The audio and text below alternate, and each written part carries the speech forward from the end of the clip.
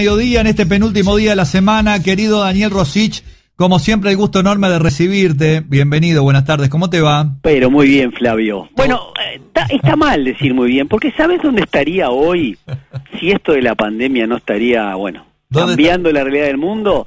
Estaría en moto, seguramente por alguna parte de la Argentina, rumbo a Termas de Río Hondo. Qué lindo, claro. Era el plan, estaba planeado desde el año pasado, todo con los amigos, nos íbamos, y bueno, acá estamos. El hombre propuso y el coronavirus dispuso, ¿no?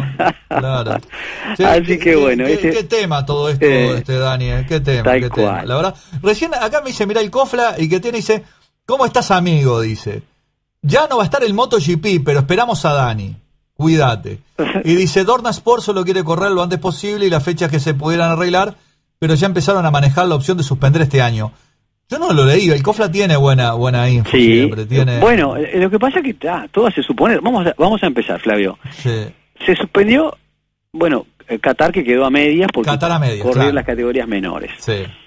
Tailandia se había suspendido ya. ¿Perdón? Tailandia se había suspendido. Sí. Después se suspendió Estados Unidos. Fue Argentina. Fue Argentina. Se suspendió el Gran Premio de España en Jerez. Se suspende Francia. Se suspende Italia, se suspende Cataluña, y ahora se acaba de anunciar, hace un ratito, que Alemania hasta el 31 de agosto no va a permitir ningún espectáculo donde haya más de 100 personas. O sea, descartado que Alemania tampoco va a estar para la fecha que es la siguiente. Ahora vendría Holanda, que sería para el 28 de junio. Pero todo hace pensar, Flavio, pensemos que en la Catedral del Motociclismo, donde los fines de semana se juntan más de 200.000 personas, no sé, entonces que esa noticia haya corrido y que esté la posibilidad de que no sé, y sí, puede ser. Yo tenía acá, dice, y esto fue muy claro, y ayer, mirá, estamos hablando con todos los presidentes de las instituciones que hacen automovilismo en nuestro país, y ayer lo dialogamos con Julio Verges, ahora con Juan Pablo Casella, y algo que viene de Dorna, ¿no? Del director general de Dorna.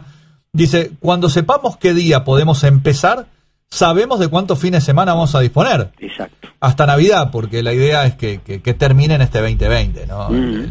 El año. ¿Qué tema? Sí. Bueno, es un tema que la humanidad lo está viviendo como, bueno, por lo menos en la historia moderna, no se tiene ningún antecedente, ¿no? Producto también de la posibilidad de las comunicaciones de la gente a través de las aerolíneas que recorren el mundo y que tan rápido lograron esta pandemia, ¿no? Así que, y bueno, es algo histórico que el 2020 o el 2020 lo vamos a recordar muchísimo, ¿no? Claro. Así que bueno, y nada, se recurrió a carreras virtuales, que íbamos a hablar. Es un juego, pero es un juego, pero no es lo mismo que Flavio Bonaveni y Daniel Rossi corra una carrera que corra Valentino Rossi, Mar Márquez. Estuvo muy divertido, Es un juego. ¿Estuvo bueno el juego? Estuvo divertido. La primera carrera la ganó el debutante Alex Márquez, que todavía no se subió a hacer un entrenamiento oficial sobre su RC213B. Ganó Márquez, y la primera se hizo Muguel, la segunda en el Red Bull Ring, y ganó Pecco Bagnaia. Seguramente los jóvenes son los más expertos, pero en la segunda carrera ya también Valentino Rossi se incorporó a este desafío de MotoGP virtual. Y le termina ganando Valentino todavía. Bueno, muy bien. Valentino es ya más de nuestra generación, Valentino. Sí, pero él decía siempre, ¿no?, que los videojuegos fueron su pasión, ¿no? Y él jugaba desde muy chiquito a los videojuegos. Me imagino que ellos primeros videojuegos Atari bueno, aquellos que sepan de este tema podrán hablar mucho mejor que yo, que no sé nada. Bueno, Flavio, tenemos que hablar de motociclismo, tenemos que hablar de Gran Premio, así que a mí se me ocurrió algo para empezar a amenizar y a hacer un poquito de tiempo mientras llegamos. Haciéndoles compañía a los oyentes. Haciéndoles compañía. Bueno, yo quería hablar del Campeonato del Mundo y, por supuesto, de cómo comenzó todo esto, ¿no? Cómo comenzó el Campeonato del Mundo, que empezó un año antes que la Fórmula 1, porque el Campeonato del Mundo de Motociclismo empezó en 1949. Perfecto. En el 50 comenzó la Fórmula 1. Exactamente. Entonces, quiero hablarles de la primer marca que triunfó y del primer hombre que llegó a ganar el Campeonato del Mundo de Motociclismo, que fue, en el caso de la marca, fue AJS, una marca que obviamente fue muy prestigiosa, incluso acá en Uruguay, puntualmente mi abuelo era distribuidor de AJS y además participó muchas veces con esa marca emblemática inglesa. Pero la historia comienza porque allá por 1942, la leyenda dice esto, ¿no? Que mientras se pausaba para tomar el té, el ex jefe de Norton, que era Joe Craig, pensaba en cómo poderle ganar a una nueva motocicleta italiana que tenía un gran desarrollo, que por supuesto estoy hablando de la Gilera 4, ¿no?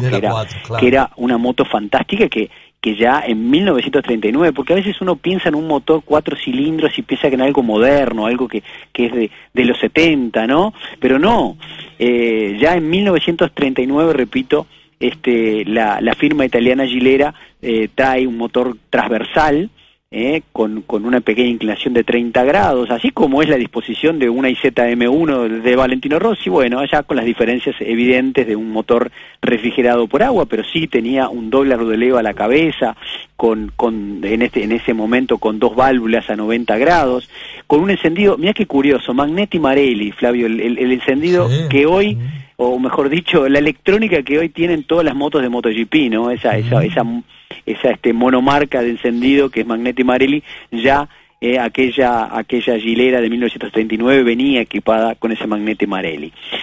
Con carburador Weber de 30 milímetros, llevaba 2 carburadores que alimentaban 2 cilindros por cada uno. Una potencia que llegaba a 52 caballos y tenía una velocidad final de 215 kilómetros por hora. Estamos hablando 1939, 1940, ¿no? Una cosa fantástica. ¿Con qué neumáticos? Claro, pero mirá qué curioso, ¿no? Las ruedas eran de 20 pulgadas, una moto de cross tiene 21 adelante, es una rueda gigante, aquellas ruedas eran de 20 pulgadas y por supuesto con un perfil muy alto, que seguramente eran Avon o eran Dunlop, que eran las marcas que dominaban el mundo, porque bueno, Inglaterra saben todos que fue el padre, la cuna del motociclismo fue en Inglaterra, ¿no? Y bueno, a pesar de eso, de esa moto que era mucho más potente que las motos de la época, bueno, yo estaba obsesionado, entonces como decía, la leyenda dice que mientras tomaba el té se fue diseñando una moto, que era una moto que se llamaba AJS E90, conocida por Puerco Spin, porque bueno, tenía un tema interesantísimo, que era que esos motores en esa época, la mayoría, los motores de carrera eran con turbo, eran sobrealimentados, con compresor. Entonces, tenían enormes problemas de calentamiento, sufrían muchísimo calentamiento, a pesar de que tenían bajas compresiones. El compresor lograba unas temperaturas brutales que había que combatirlas. Entonces, ¿cómo hacían? Bueno, en este caso, él diseñó ese motor que tenía apenas 15 grados desde el horizontal hacia arriba, 15 grados, es muy parecido a lo que es un motor horizontal de una 70 centímetros, 110, todas las polleritas más o menos están en ese orden de inclinación. Entonces, ¿qué hizo? Un gran aleteado, y en la parte alta del motor, donde iban los 2 árboles de leva, tenía una especie de espinas, unas especies de salidas de aluminio, que parecía justamente este animalito, ¿no? Ese Porco Spin. Entonces, de ahí fue bautizada como la Porco Spine, Así que bueno, de ahí, para tratar de disminuir la temperatura. Pero resulta que en 1940... Para refrigerar, claro. Para refrigerar, exactamente, para dispersar el calor, ¿no? Claro. Disipar el calor. Pero con la creación de la FIM en 1948, que fue la Federación Internacional de Motociclismo para organizar el Campeonato Mundial, que fue, por supuesto, como les decía recién, en 1949, hizo la prohibición de los motores